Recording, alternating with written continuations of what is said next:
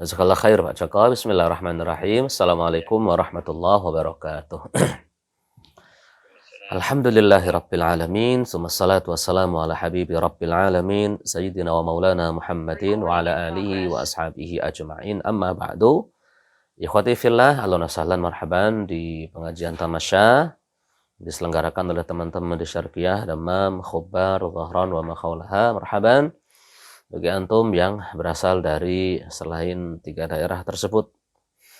Kita lanjutkan kajian part yang ketiga, bagian ketiga dari wakaf terkait dengan ahkamul waqfi al-ma'nawiyah, hukum-hukum secara maknawi yang terkait dengan wakaf.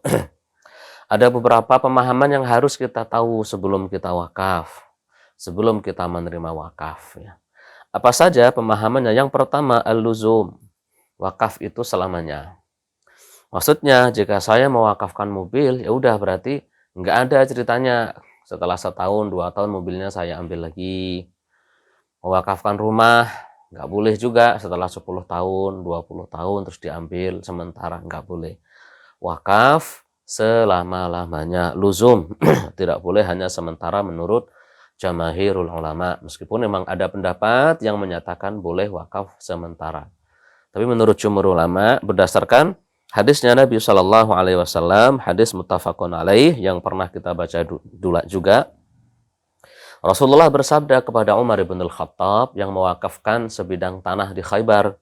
Kata baginda Nabi, in syi'ta habbasta aslaha wa tasaddaqta biha la tuba'u wa la tuhabu wa la turas. Kalau engkau mau, saranku, maka pegang usulnya, pegang pokoknya. Kemudian, maksudnya pegang ini wakafkan. Atau sadak tabihan. Kemudian kau bersedekah dengan manfaatnya. La tuba, tidak boleh dijual. La tuhab, tidak boleh diberikan. Wala turas, tidak boleh diwarisi. Berarti memang selama-lamanya tidak boleh ditarik kembali. Karenanya tidak ada khiyar. Tidak ada hak untuk meninjau kembali akad wakaf. Kalau sudah saya akad wakaf gitu untuk ini, nazirnya si fulan apa udah jelas, maka tidak boleh diminta kembali. Ya. Kemudian yang kedua, intiqalul milki. Kalau sudah selama-lamanya, hukum kedua adalah perpindahan kepemilikan dari milik pribadi menjadi milik Allah Subhanahu wa taala. Mobil jadi milik Allah, rumah, tanah, apapun jadi milik Allah Subhanahu wa taala kalau sudah diwakafkan, bukan jadi milik pribadi lagi, tidak bisa diwarisi, tidak bisa diberikan sebagaimana hadis muttafaqun alaih dari Umar. Yang ketiga, manafi'ul mauquf. Manfaat benda yang diwakafkan berpindah kepada siapa? Kepada mauquf alaih, kepada pihak-pihak yang ditujukan wakaf pada mereka. Wakaf untuk fakir miskin, berarti manfaat benda wakaf tadi untuk fakir miskin. Wakaf sakan, asrama, atau syuqah, apartemen, untuk para mahasiswa yang ajanib, yang datang dari luar negeri membawa istri gitu, mungkin kayak banyak di Riyadh. Maka manfaatnya ya khusus kepada mereka ini yang ditujukan oleh wakif si pihak yang berwakaf. Baik, terus kemudian yang keempat, at-tasarrufu bil mauquf, tidak boleh diapa-apain. Benda wakaf itu benar-benar sudah jadi murni milik Allah. Tadi dalilnya tidak boleh dijual, tidak boleh diberikan, dihibahkan, tidak boleh diwariskan. Tidak boleh sama sekali. Ini benar-benar murni milik Allah Subhanahu wa taala. Tapi nanti akan ada pembahasan memungkinkan ruslah, tukar guling. Istilah BWI itu ruslah ya, tukar guling. Kalau memang benda-benda wakaf tadi sudah tidak bisa produktif, mungkin karena posisi tidak strategis. Contohnya wakaf tanah untuk pesantren. Tapi tanahnya di pinggir pantai yang kena banjir rob terus. Yang nggak cocok. Nah, ini baru untuk darurat, boleh diruslah, ini dijual mungkin untuk perikanan, untuk melihara ikan. Nah, hasil penjualannya dipakai untuk membeli di daerah lain lagi yang dimanfaatkan sebagai benda wakaf. Baik. Kemudian yang kelima, bagaimana dengan nafaqatul mauquf? biaya untuk merawat wakaf itu dari mana? Kalau wakaf kendaraan perlu bensin, servis rutin, oli dan sebagainya. Wakaf kuda perlu makanan kan, kudanya perlu dicariin rumput. Atau wakaf wakaf bangunan, ada listriknya, bangunan juga mengalami penyusutan. Dari mana? Dari mana duitnya? Ya dilihat dari akadnya. Jika memang si wakif mengatakan ini seluruh biaya untuk administrasi perjalanan wakaf ini dari saya, maka operasional diambil dari yang berwakaf jika memang yang berwakaf mengatakan demikian. Jika tidak, bagaimana? Nggak ada akad, nggak ada. Pokoknya saya mau wakaf ini tanah, tolong jadiin pesantren. Nah, terus bagaimana biayanya? Ya diambil untuk mengelola tanahnya, atau orang wakafkan gedung untuk pesantren, diambil dari hasil pengelolaan gedung dan tanah tersebut. Nah, pesantren biasanya berbayar ya. Berbayar, ada uang masuk, uang gedung biasanya. Terus kemudian nanti ada uang pemeliharaan. Nah, itu yang dipakai untuk memelihara benda wakaf agar tetap lestari, agar tetap nyaman dipakai. Taib. Terus kalau tidak ada bagaimana? Tidak ada hasilnya, benda wakafnya benar-benar tanah kosong. Ya kalau memang memerlukan biaya, menurut ulama Syafi'iyah sebenarnya dari kas Baitul Mal, kas negara kalau ada. Mungkin kalau di Saudi ada, mungkin saya yakin ada. Nggak tahu kalau di Indonesia, saya nggak tahu. Jadi dari wakif dulu jika memang wakifnya menyanggupi. Jika tidak ada, dari hasil pengolahan benda wakafnya.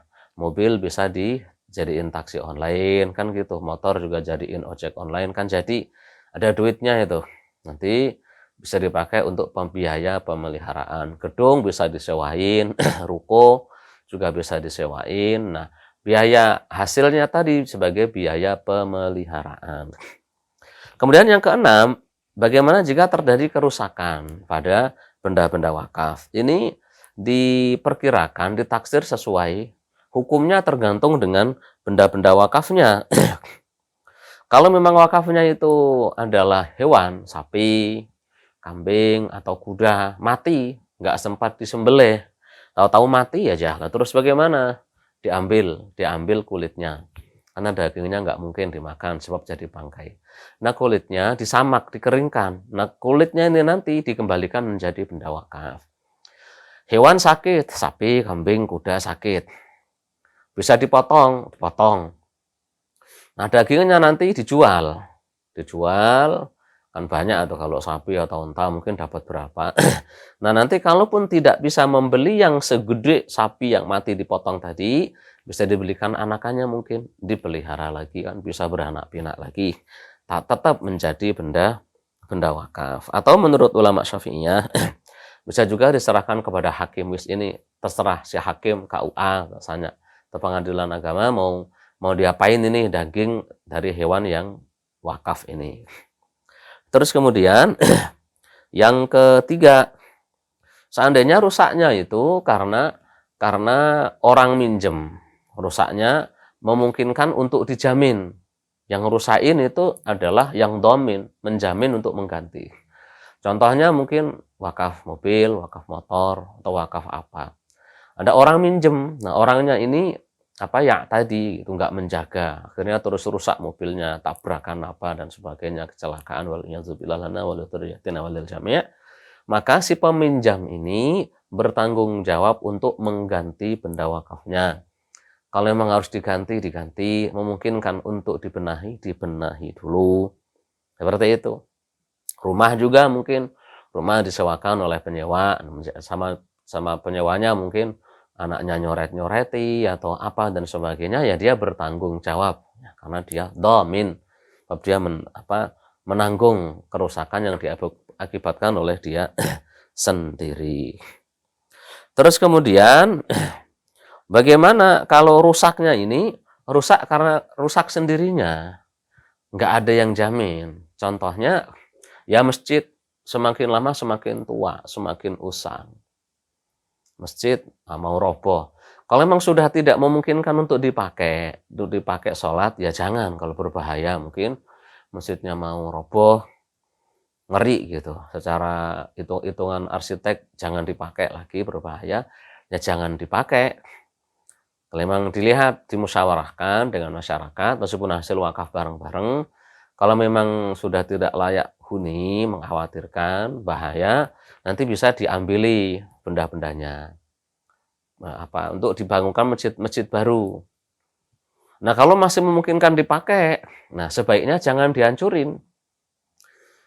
Masjid masih memungkinkan dipakai, hasil dari wakaf masih memungkinkan dipakai. Masyarakat juga masih muat di situ, meskipun bangunannya sudah usang gitu ya.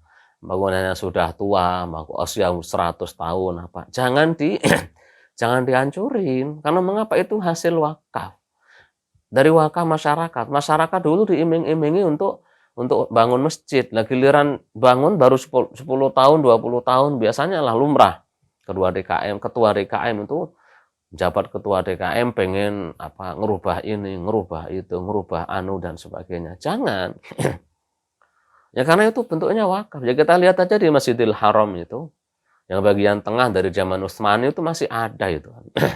Dari zaman Turki Utsmani. Ya masih ada karena emang itu wakaf dari orang zaman terdahulu. Di Masjid Nabawi juga ya, masjid yang lama itu ya selama masih bisa dipakai, nggak memerlukan untuk dihancurin, ya jangan. Sebab yang diharapkan orang berwakaf adalah aliran pahala yang terus-menerus. Sampai mungkin bisa ratusan tahun ya, kalau mungkin ribuan tahun mungkin ya alhamdulillah kan gitu. Karena ada pemeliharaan kan dari dari nazirnya. Jadi hati-hati mengelola masjid. Jangan gampang-gampang menghancurkan masjid padahal masih kokoh, masih menampung jamaah hanya gara-gara modelnya sudah tidak up to date lagi, sudah ketinggalan zaman. Biarin. Di Jawa itu banyak pesantren-pesantren yang pernah saya singgahi, banyak masjid-masjid dari zaman bahala itu entah berapa puluh tahun atau ratus tahun itu ya dilestarikan. Karena memang dulu wakaf itu. Lama masih bisa dipakai ya. Jangan gampang-gampang merubah dan membuangnya. Bagaimana kalau karpet masjid ya, karpet masjid. Karpet masjid itu lama kelamaan itu biasanya kempes. Kadang bludru-bludrunya itu juga semakin hari terkikis ya. Terkikis. Lalu terus kemudian baunya juga nggak enak, kalau mudah dicuci juga jadi nggak nyaman. Udah nggak layak pakai. Nah, bagaimana ini? Kalau jika memungkinkan untuk dijual nggak apa-apa, udah nggak layak pakai daripada nyempit-nyempiti tempat di masjid. Kadang ditaruh di gudang, dipakai juga enggak. Duitin aja. Duitnya nanti dipakai beli karpet lagi yang baru. Agar pahala wakif yang mewakafkan karpet masjid ini tetap mengalir ya dengan dibelikannya karpet yang baru. Taib.